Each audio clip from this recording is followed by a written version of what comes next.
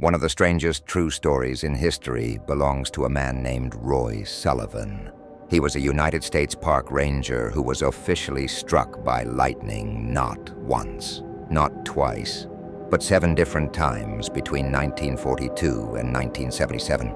Each strike caused serious injuries, burns, lost toenails, damaged hair, and permanent scars. Yet he survived every single one. The odds of being struck by lightning once are rare. 7 times is almost impossible. The Guinness World Records confirmed his case, and doctors documented every strike. Roy became known as the human lightning rod. But the strangest part, Roy Sullivan didn't die from lightning.